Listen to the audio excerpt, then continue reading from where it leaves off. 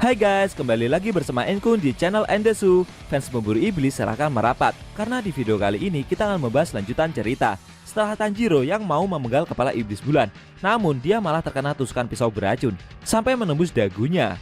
Lebih tepatnya, kita akan mereview manga Kimetsu no Yaiba chapter 94 dan 95. Buat kalian yang belum lihat review chapter sebelumnya, bisa klik link di pojok kanan atas video ini ya. Dan buat kamu yang cuma ngikutin animenya atau tidak mau kena spoiler, Enkun sarankan mending stop videonya aja dari sekarang. Nah, di chapter 94 ini, pertempuran para pemburu iblis melawan iblis bulan atas bersaudara telah mencapai akhir. Penasaran? Oke, langsung aja kita bahas. Let's go!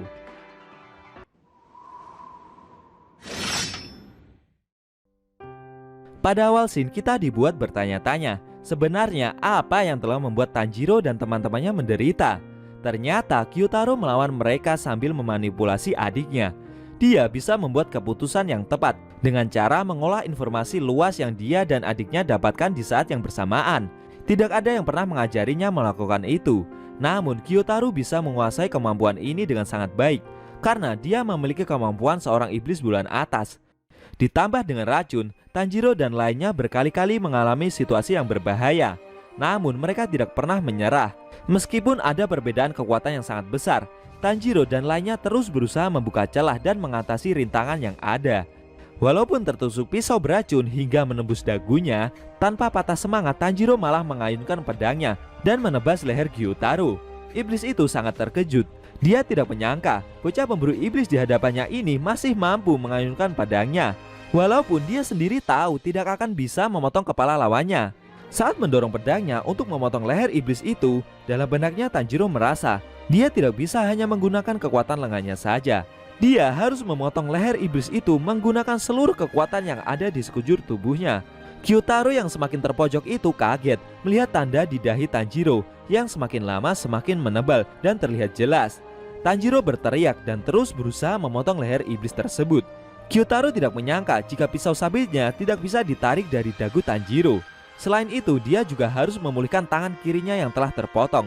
Akan tetapi, semakin lama Tanjiro mulai berhasil memotong leher iblis bulan atas tersebut. Gyutaro tidak percaya dengan apa yang terjadi.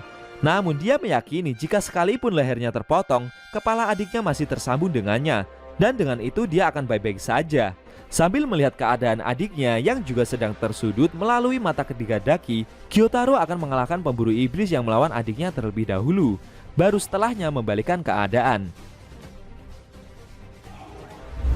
Daki yang terdorong dan lehernya sedang berusaha ditebas itu dipengaruhi oleh kakaknya lagi, membuatnya tertawa dan dia akan menghabisi Zenitsu terlebih dahulu. Sambil mengumpulkan selendangnya untuk mengepung Zenitsu, Daki bersiap untuk menyerang. Akan tetapi tiba-tiba seluruh selendangnya malah berhasil dipotong habis oleh Inosuke dari arah belakang. Dia tidak menyangka jika pemburu iblis bertopeng babi itu masih bisa hidup. Padahal sebelumnya dadanya telah tertusuk pisau beracun milik kakaknya tadi.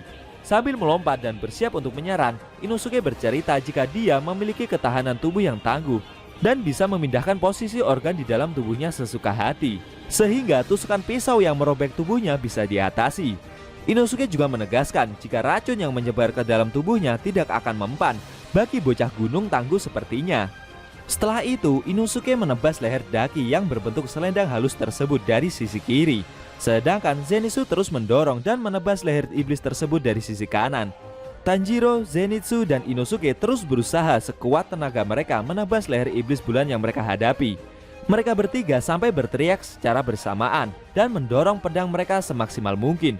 Perlahan leher dari kedua iblis itu semakin terpotong. Daki jadi semakin panik. Dia meminta tolong kakaknya untuk melakukan sesuatu. Gyutaro berencana menggunakan jurus darah iblisnya untuk menyerang para pemburu iblis itu.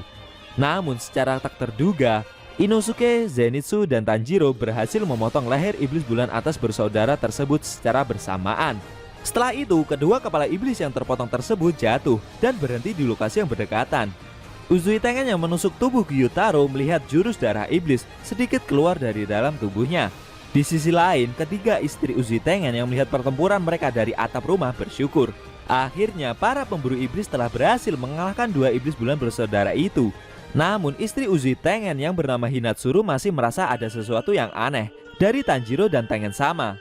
Si Tanjiro yang berhasil menebas kepala iblis itu kesulitan untuk bernafas karena dia telah memaksakan diri untuk mengeluarkan kekuatan melebihi batas tubuhnya. Tanjiro juga mulai merasakan racun iblis itu menyebar ke seluruh tubuhnya.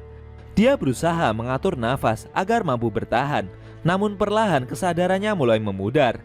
Tanjiro melihat Uzui-san berteriak dan berkata sesuatu kepadanya. Akan tetapi Tanjiro seperti tidak bisa mendengar apa yang pilar suara itu ucapkan. Ternyata Uzui-san berteriak dan meminta Tanjiro untuk lari, karena secara tak terduga tubuh dari Gyotaro meski kepalanya terpotong malah mengeluarkan jurus darah dalam skala besar dan menghancurkan area di sekitarnya. Beberapa saat kemudian Uzui Tengen telah berada di ujung hayatnya. Dia yang sudah sekarat itu coba untuk diobati oleh ketiga istrinya tersebut. Di sisi lain Tanjiro sudah mulai sadarkan diri dan dia sedang dipangku oleh Nezuko di bawah sinar bulan yang begitu terang. Setelah itu dia bangun dan baru menyadari jika akibat pertempuran tadi membuat seluruh area tersebut mengalami kehancuran yang besar. Sambil mengelus kepala adiknya itu, Tanjiro berterima kasih kepadanya karena telah menjaga selama dia pingsan. Lalu Tanjiro teringat dan ingin mengetahui nasib teman-temannya yang lain. Dia berusaha untuk berdiri, namun secara mengejutkan dia malah mampu untuk bergerak. Padahal tadi Tanjiro terkena racun mematikan dari iblis bulan. Tanjiro bingung dengan apa yang terjadi. Namun tiba-tiba Zenitsu berteriak dan merintih minta tolong tidak jauh dari lokasinya. Tanjiro yang digendong adiknya itu mencoba mengecek keadaan Zenitsu. Setibanya di sana, si Zenitsu langsung menangis dan mengeluh kepada Tanjiro karena ketika dia bangun sekujur tubuhnya terasa sakit semua. Dan yang Zenitsu tidak habis pikir kenapa kedua kakinya mengalami patah tulang dan dia juga kesulitan untuk melihat. Sepertinya Zenitsu telah sadar dan kembali ke mode penakutnya lagi ya guys. Tanjiro yang melihat Zenitsu menangis seperti itu malah bersyukur karena itu berarti dia baik-baik saja. Namun Zenitsu memberitahu Tanjiro jika keadaan Inosuke jauh lebih mengkhawatirkan karena detak jantungnya perlahan telah melemah. Mendengar hal itu, Tanjiro dan Nezuko bergegas melihat Inosuke yang sedang tergeletak di atas reruntuhan. Tanjiro yang memegang dada Inosuke itu menyadari jika detak jantungnya semakin melemah. Dia bingung harus melakukan apa untuk mengeluarkan racun yang mengalir di dalam tubuh temannya itu. Matahari juga belum muncul. Kalau mengirim gagak ke Nona Shinobu akan membutuhkan waktu lama. Namun Tanjiro jadi bertanya-tanya juga, kenapa cuma dia saja yang selamat dan racun di tubuhnya pun ikut menghilang. Secara tak terduga, Nezuko menepuk dada Inosuke dan membakar dengan jurus darah iblisnya. Tanjiro yang melihat hal itu menyadari jika kulit Inosuke yang terbakar karena racun perlahan menghilang. Tidak lama setelah itu Inosuke sadar kembali. Ternyata racun tersebut bisa diobati dengan jurus iblis dari Nezuko ya guys. Di sisi lain, Uzui Tengen yang sedang sekarat itu ditangisi ketiga istrinya. Mereka semua bingung harus menolong Tengen sama dengan cara apa, karena penawar racun yang mereka berikan sebelumnya tidak bekerja sama sekali. Uzui Tengen yang sudah sekarat itu berucap dengan pelan jika dia memiliki kata-kata terakhir yang ingin dia sampaikan kepada ketiga istrinya itu. Namun konyolnya karena panik, ketiga istri Uzui Tengen tersebut malah bertengkar satu sama lain dan tidak menghiraukan suaminya yang sedang berbicara itu. Tiba-tiba Nezuko datang menghampiri Uzui Tengen dan memegang lengannya. Ketiga istri dan pilar suara itu bingung dengan apa yang gadis iblis itu lakukan. Secara mengejutkan, tubuh Uzui Tengen yang disentuh Nezuko itu langsung terbakar. Otomatis ketiga istrinya langsung panik dan memarahi Nezuko. Mereka meminta untuk tidak mengkremasi suami mereka lebih awal. Akan tetapi tiba-tiba Uzui Tengen meminta ketiga istrinya itu untuk berhenti panik, karena dengan terkena api dari Nezuko barusan membuat racun yang berada di dalam tubuh Uzui Tengen langsung menghilang. Dan akhirnya nyawa pilar suara tersebut dapat diselamatkan. Ketiga istri Uzui Tengen yang melihat hal itu sangat terkejut dan bahagia. Lalu mereka memeluk suami mereka secara bersamaan. Sambil mengelus kepala Nezuko, Tanjiro bersyukur semua telah berhasil diselamatkan. Dia meminta yang lainnya untuk tidak banyak bergerak terlebih dahulu, karena luka yang mereka semua derita belum sembuh sepenuhnya. Uzui-san juga meminta Tanjiro untuk beristirahat pula. Namun Tanjiro mau mencari kepala iblis yang berhasil mereka potong terlebih dahulu, karena dia ingin memastikan kalau mereka telah berhasil membunuh kedua iblis bulan itu. Akhirnya Tanjiro yang digendong Nezuko berlari menyusuri reruntuhan bangunan. Dalam perjalanan mereka menemukan gumpalan darah iblis dalam jumlah banyak dari pertempuran tadi. Tanjiro menyempatkan diri untuk mengambil darah iblis itu sebagai sampel penelitian dari Tamayo-san. Tidak lama kemudian datanglah kucing iblis miliknya, dan Tanjiro menyerahkan sampel tersebut kepada kucing itu. Lalu kucing iblis tersebut pergi menuju tempat Tamayo-san berada. Setelah itu Tanjiro kembali digendong Nezuko mencari potongan kepala iblis bulan tersebut.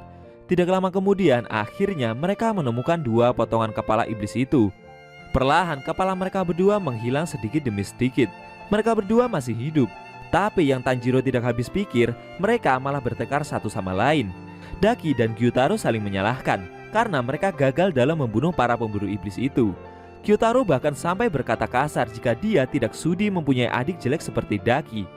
Tanjiro yang melihat pemandangan kedua bersaudara yang rusak karena sifat iblis mereka sendiri terenyuh dan merasa kasihan. Secara tak terduga, meskipun para pemburu iblis itu telah berhasil memenggal kepala kedua iblis bulan tersebut, 2 iblis bulan bersaudara itu tidak langsung mati dan malah bertengkar satu sama lain. Apa yang selanjutnya akan terjadi? Sayang sekali, Shin Manga Kimetsu no Yaiba chapter 95 telah berakhir.